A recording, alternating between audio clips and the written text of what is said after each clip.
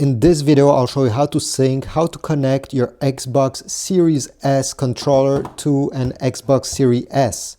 So there's two ways that this can be done. The first one is wireless and the second one is using a cable. In my opinion, the easiest one is by using a cable. You need a USB Type-C to USB Type-A cable. These are very common. Every smartphone uses these. So what you'll need to do is to connect the USB Type-C one over here and the other one into one of the USB ports of your Xbox Series S. Then turn on your Xbox and both will be synced, and then you'll be able to remove the cable. You won't need it after that.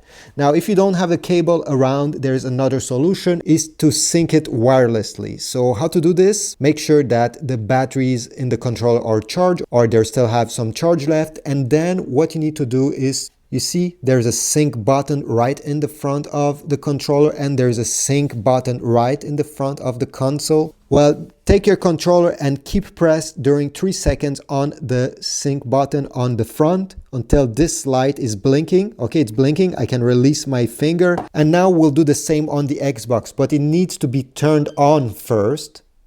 And then keep press on this button, okay, during 2-3 seconds, until this light is flashing very fast.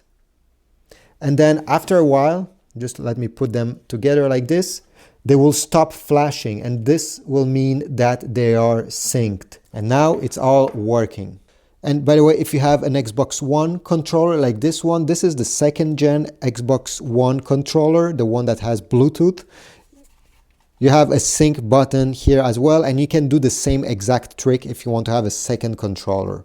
So thanks for watching. I hope this tutorial was helpful. If so, please leave a like, comment down below, subscribe, and I'll see you in the next video.